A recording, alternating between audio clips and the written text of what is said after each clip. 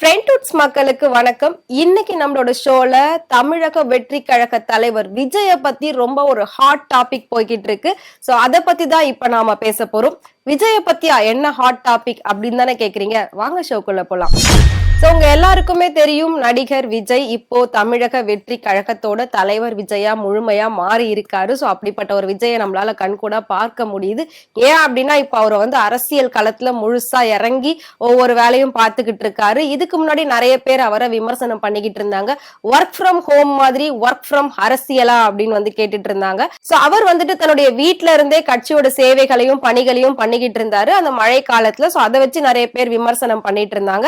ஆனா இப்போ அப்படி இல்லாம அவர் பாத்தீங்கன்னா டைரக்டா ஒரு இடத்துக்கு போயிட்டு மக்களை மீட் பண்ணிருக்காரு. சோ அது என்ன எங்க அப்படின்றத இப்ப நான் சொல்றேன். உங்க எல்லாருக்குமே தெரிஞ்சிருக்கும், விமான நிலையம் மாற்ற போறாங்க அப்படின்ற ஒரு பேச்சு ரொம்ப வருஷமா அடிபட்டுக்கிட்டே இருக்கு. அது எங்க மாத்த போறாங்க அப்படின்னா ஸ்ரீபெரும்புத்தூர் சைட்ல இருக்கக்கூடிய பரந்தூர் அப்படிங்கிற ஒரு இடத்துலதான் மாத்த போறாங்க. பரந்தூரை சுத்தி கிட்டத்தட்ட 13 கிராமங்களை கையகப்படுத்தி 1000 ஏக்கருக்கு மேல நிலங்களை கையகப்படுத்தி தான் இந்த விமான நிலையம் அமைக்கும் ஒரு திட்டம் முழுமையா அங்க நடந்துகிட்டு இருக்கு. ஆனா இதுக்காக அங்க சுத்தி உள்ள கிராம மக்கள் எல்லாருமே பாத்தீங்கன்னா கிட்டத்தட்ட 900 நாட்களுக்கு மேல இந்த விஷயத்துக்கு போராடிக்கிட்டு இருக்காங்க. என்னன்னா இந்த இடத்துல நீங்க விமான நிலையம் அமைக்க கூடாது, அமைச்சா இங்க ஆயிரக்கணக்கான விவசாயிகள் விவசாய நிலங்கள் பாதிக்கப்படும், தண்ணி பிரச்சனை வரும், அந்த கிராம மக்களோட வாழ்க்கையே கேள்விக்குறியா ஆகிடும் அப்படின்னு சொல்லி 900 நாட்களுக்கு மேல இந்த ஒரு விஷயத்துக்காக போராடிக்கிட்டு இருக்காங்க. அவங்க என்னதான் போராடிக்கிட்டு இருந்தாலும் இது எதுக்குமே மத்திய மாநில அரசுகள் செவி சாய்க்கல அப்படின்னு ரொம்பவே வேதனை தெரிவிச்சிட்டு இருக்காங்க. இந்த விஷயம் நம்ம ரொம்ப நாளாவே கேள்விப்பட்டுக்கிட்டு இருக்கோம். ஏர்போர்ட் மாத்த போறாங்க அப்படின்னு சொல்லிட்டு இருக்காங்க. இதே மாதிரி ஒவ்வொரு விஷயமும் சொன்னாங்க. பஸ் ஸ்டாண்ட் மாத்த போறேன்னு சொன்னாங்க, மார்க்கெட்ஸ் மாத்த போறேன்னு சொன்னாங்க. இந்த மாதிரி ஒவ்வொன்றும் மாத்திக்கிட்டு தான் இருக்காங்க. ஆனா ஏர்போர்ட் மாத்த போறேன் அப்படின்ற ஒரு விஷயம் ரொம்ப வருடமா இருக்கு. ஆனா அதுக்கான பணிகளும் அங்க நடந்துகிட்டு தான் இருக்கு. ஆனா மக்கள் இதை தடை செய்யணும், அங்க வரக்கூடாது ஏர்போர்ட் அப்படின்னு சொல்லி ரொம்பவே மும்மரமா போராடிக்கிட்டு இருக்காங்க.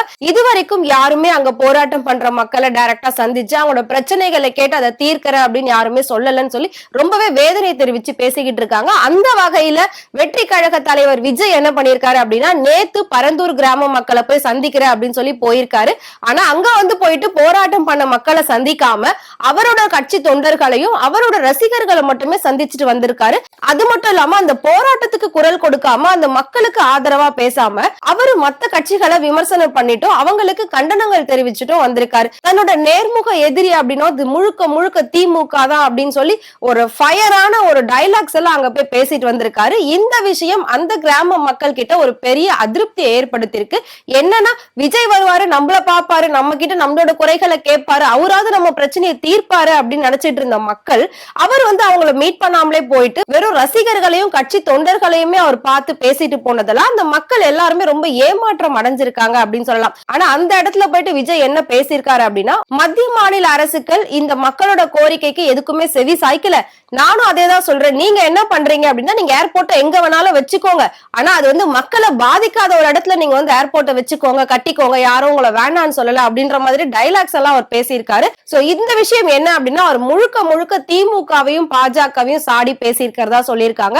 ஆனா இந்த திட்டத்தை முதல் ஆரம்பிச்சது, இதுக்கு சைன் பண்ணதே பாத்தீங்கன்னா அதிமுக இருக்கக்கூடிய எடப்பாடி கே பழனிசாமி அவர்கள் தான் இந்த திட்டத்துக்கு சைன் பண்ணிருக்காரு. அவர் ஆட்சியில இருக்கும்போதுதான் இந்த திட்டம் வந்திருக்கு.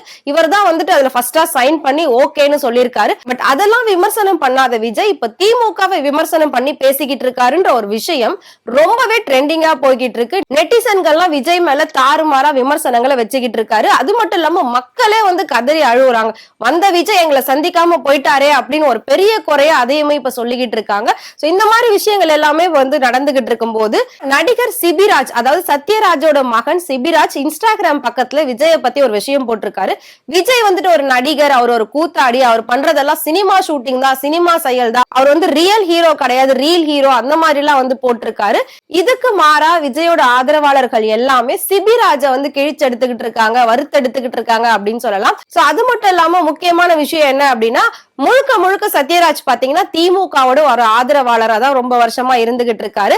அது மட்டும் இல்லாம இப்போ ஒரு சில தினங்களுக்கு முன்னாடிதான் சத்யராஜோட மகள் திவ்யா இருக்காங்கல்ல, அவங்களுமே பாத்தீங்கன்னா ஸ்டாலினோட முன்னிலையில திமுகவுல போய் இணைஞ்சிருக்காங்க. அந்த நியூஸுமே ரொம்ப ஹாட்டா போய்கிட்டு இருந்துச்சு. சோ இதெல்லாம் இருக்கிறப்போ சிபிராஜுமே இப்ப வந்துட்டு இவங்களுக்கு ஆதரவா விஜய்க்கு எதிரா வந்து பேசியிருக்கிறது பல பேர் மத்தியில ஒரு பெரிய குழப்பத்தையும் இதுக்கு மேல என்ன நடக்கும் அப்படின்ற ஒரு எதிர்பார்ப்பையும் வந்து ஏற்படுத்திக்கிட்டு இருக்கு. சோ ஒரே ஃபீல்டுக்குள்ள இருக்கிற இவங்க எல்லாம் இப்படி அடிச்சுக்க ஆரம்பிச்சிட்டீங்கன்னா சினிமா ஃபீல்டு என்ன ஆகும், அப்ப சினிமாவோட நிலைமை என்ன ஆகும், இவங்க எல்லாம் அரசியல் பக்கம் போனாங்கன்னா அப்ப அங்க இருக்கிற நிலைமை என்ன ஆகும் அப்படிங்கிற மாதிரியான கேள்விகளை அரசியல் விமர்சகர்களும் கேட்டுட்டு வராங்க, சினிமா விமர்சகர்களும் கேட்டுட்டு வராங்க. நெட்டிசன்களுமே பாத்தீங்கன்னா விஜய்க்கு ஆதரவா ஒரு பக்கம் பேசிட்டு வராங்க, ஒரு பக்கம் சிபிராஜுக்கு ஆதரவா பேசிட்டு வராங்க. அப்போ விஜய் வந்து கூத்தாடி நடிகர், அவர் பண்றதெல்லாம் சினிமா ஷூட்டிங் அப்படின்னா அப்ப நீங்க யாரு, உங்க அப்பா யாரு, அப்ப நீங்க எல்லாம் அங்கதானே இருக்கீங்க, அப்ப நீங்களும் ஒரு கூத்தாடி தானே அப்படின்னு சொல்லி விஜயோட ஆதரவாளர்கள் டைரக்டா வந்து சிபிராஜ் தாக்கிட்டு இருக்காங்க. இந்த விஷயம் தான் இப்ப ரொம்பவே ட்ரெண்டிங்கா போய்கிட்டு இருக்கு.